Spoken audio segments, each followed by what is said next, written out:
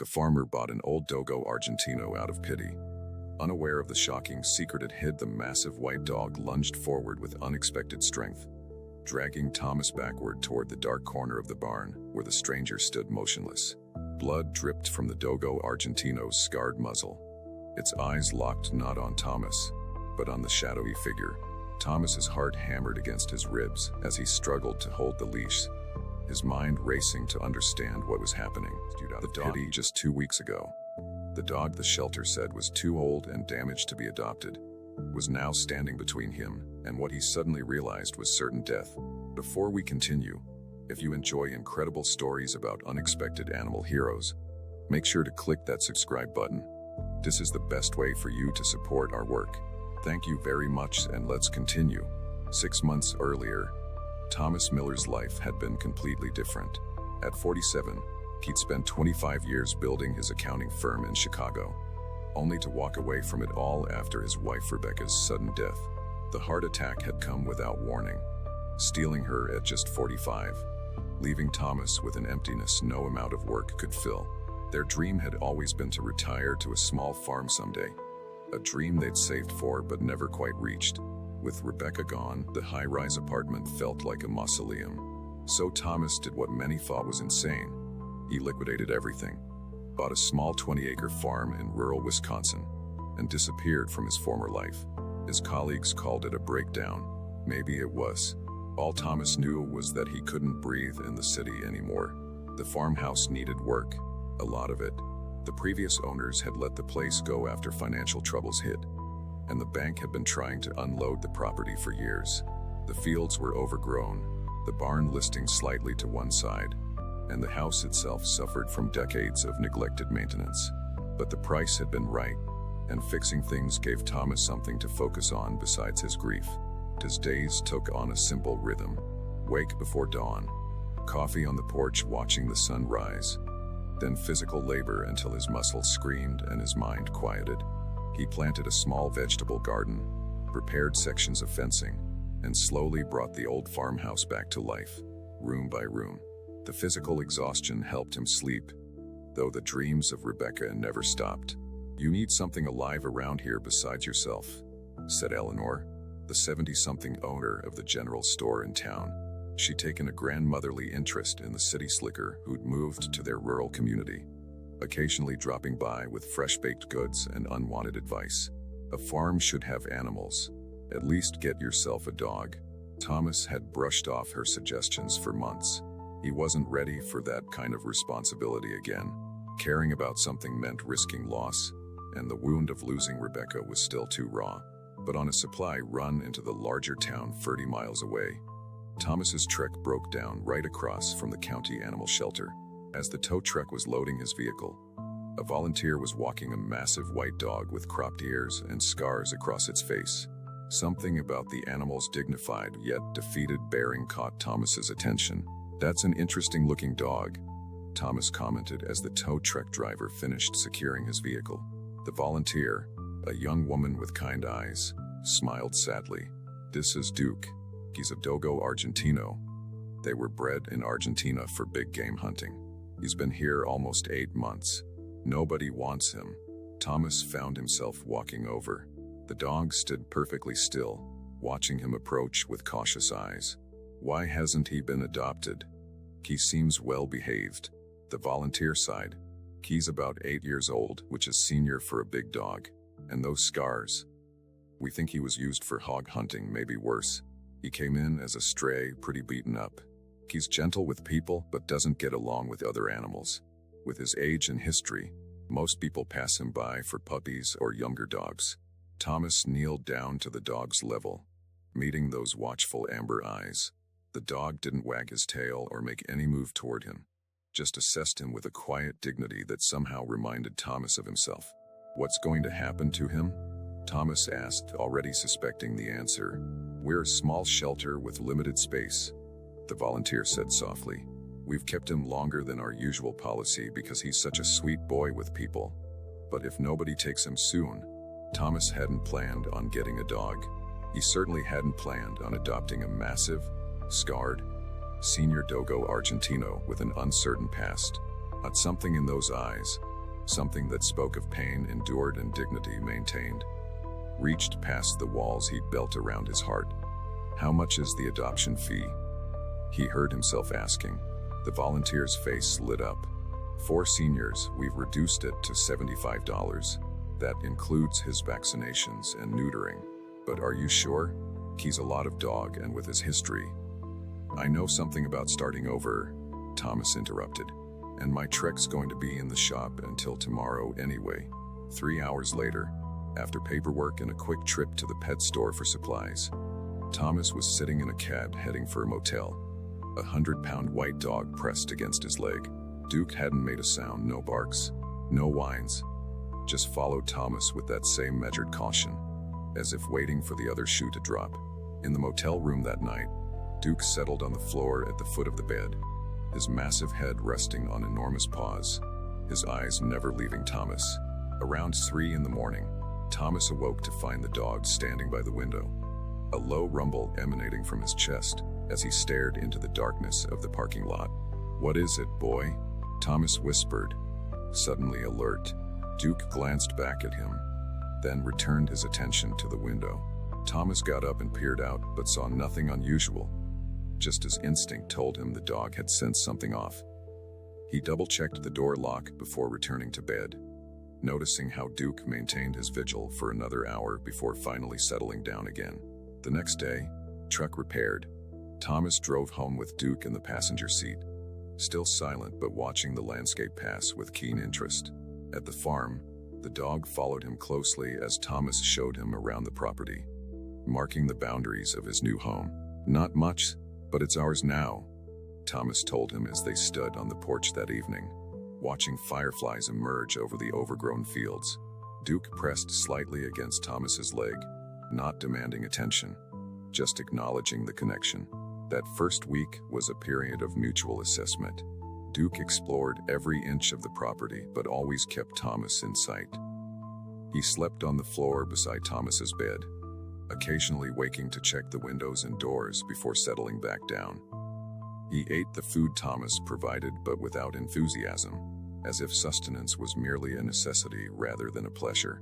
Thomas noticed other things too. How Duke positioned himself between Thomas and the road whenever cars drove by.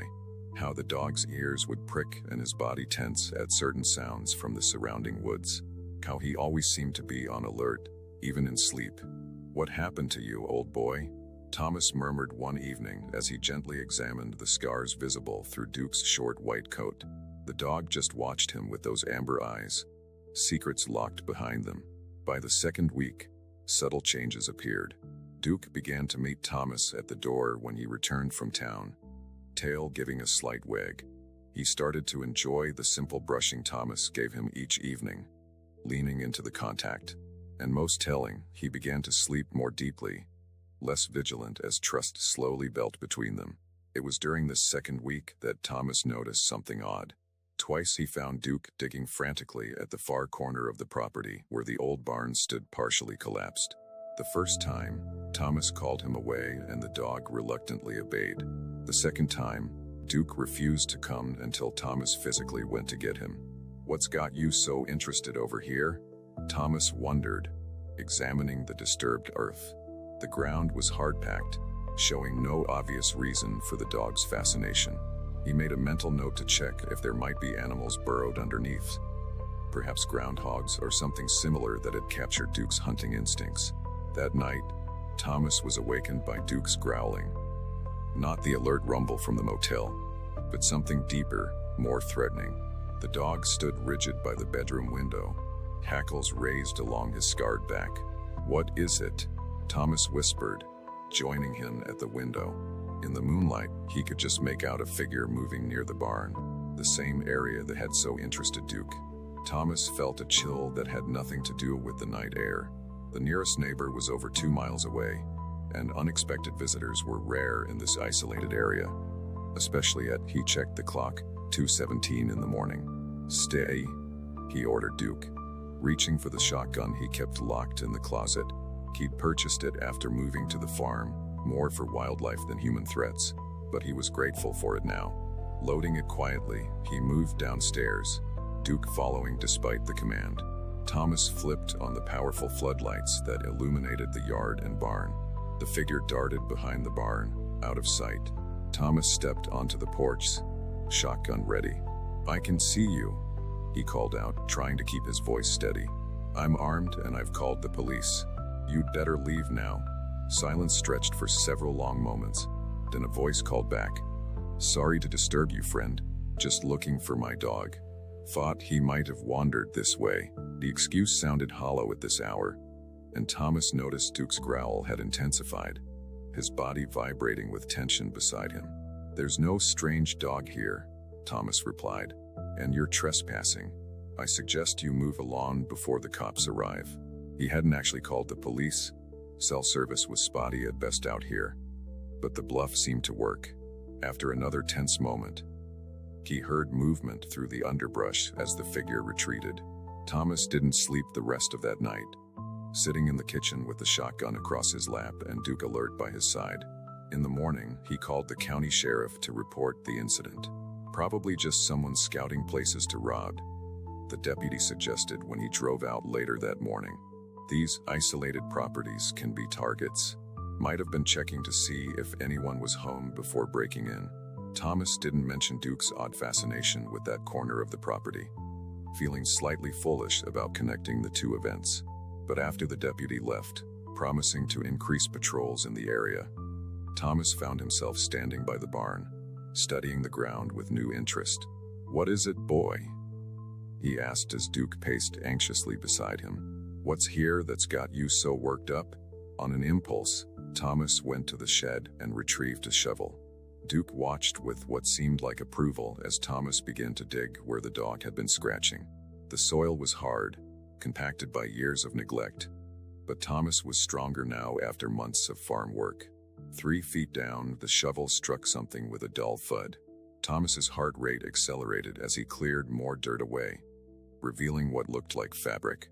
Working more carefully now, he expanded the hole, uncovering what was unmistakably a tarp wrapped around something substantial. Thomas sat back on his heels, sweat dripping despite the cold air. Duke whined beside him, pawing at the edge of the hole.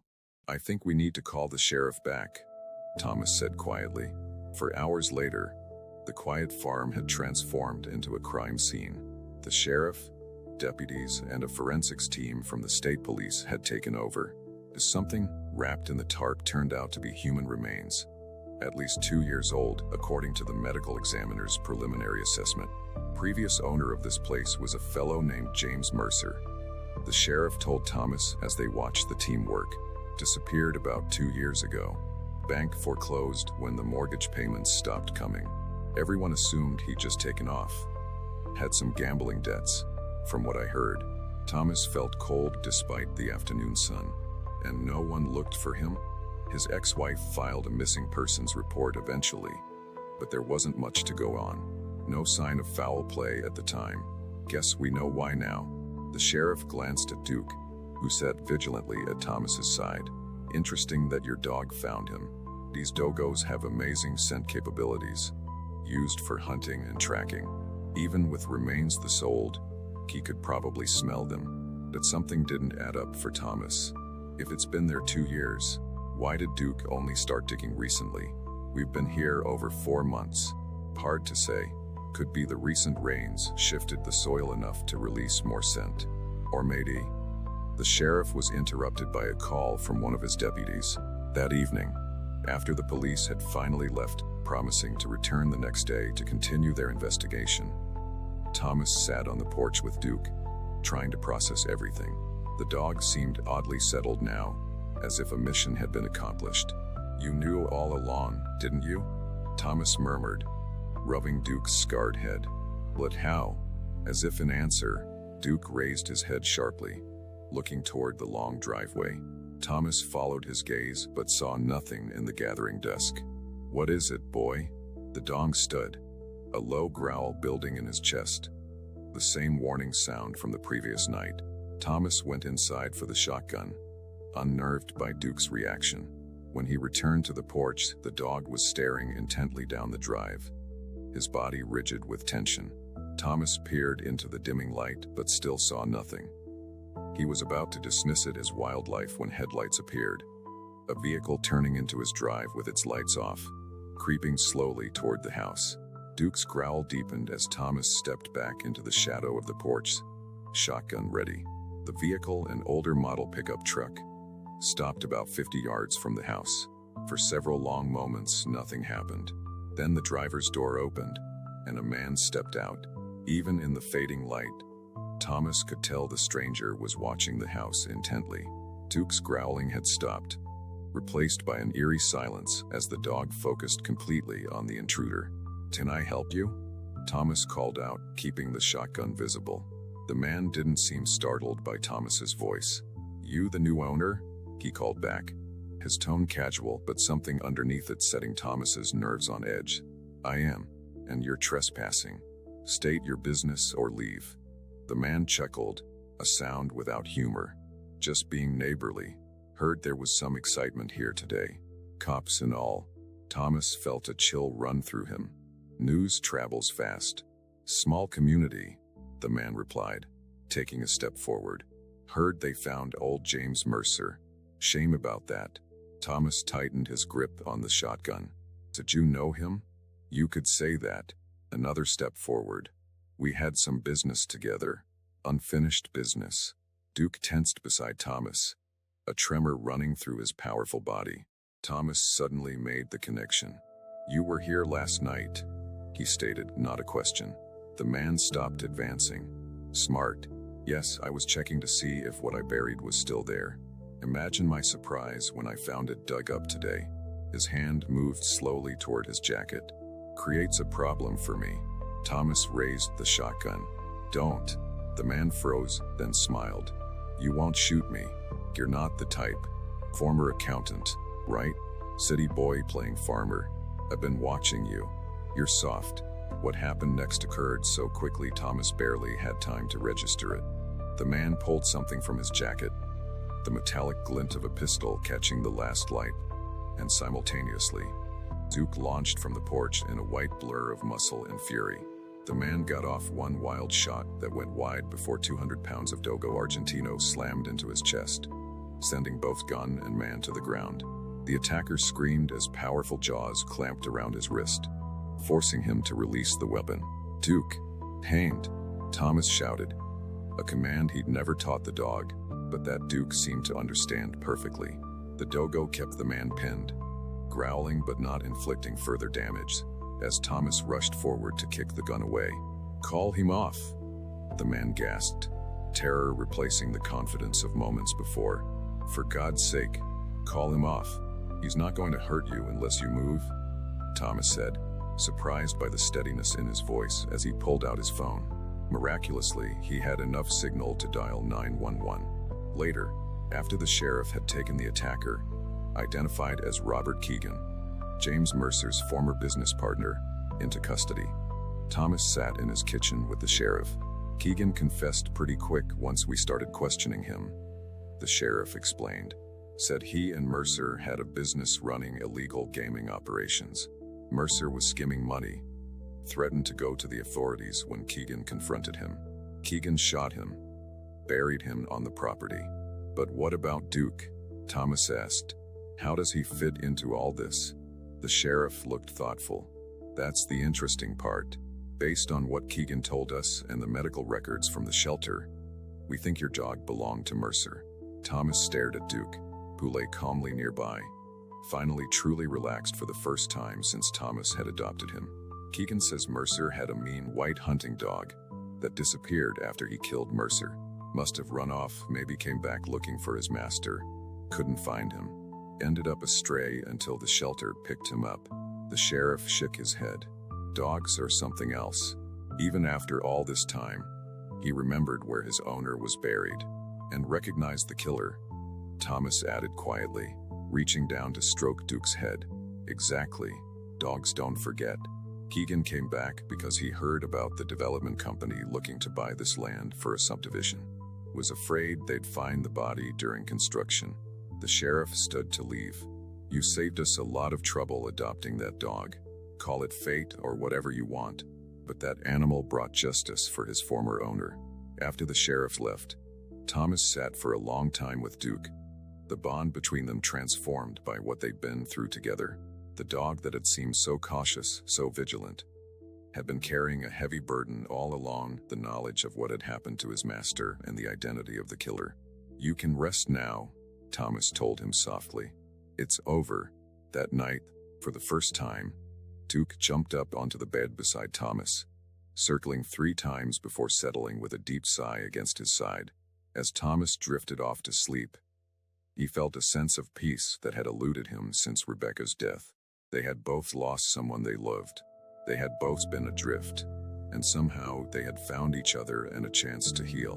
The massive white dog that Thomas had bought out of pity, the old, scarred fighter that no one wanted, had been hiding not just a secret, but a loyalty that transcended time and hardship.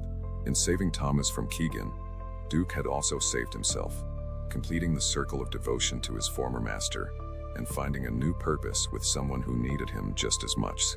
In the quiet darkness of the farmhouse, man and dog slept deeply, the vigilance of the past finally giving way to the peace of the present and the promise of tomorrow. The seeker was out, justice had been served, and 2 broken souls had found in each other exactly what they needed to become whole again. And in the morning, when Thomas awoke to find Duke already up and waiting patiently by the door, tail wagging in earnest for the first time, he knew that the sad chapter of their lives was finally closed. Ahead lay new days to fill with the simple joys of farm life, long walks through fields slowly being reclaimed, and quiet evenings on the porch watching the sun set. "Ready for breakfast, Duke?" Thomas asked, and the dog's enthusiastic response told him everything he needed to know. The Dogo Argentino no longer looked back over his shoulder for threats. He no longer dug frantically at the earth covering old wounds. He had completed his mission of loyalty to his first master and found a new purpose with his second. In Thomas, who had come to the farm seeking only isolation with his grief, had found instead an unexpected companion who understood loss in ways no human ever could. Together, they stepped out into the morning light, ready to begin again.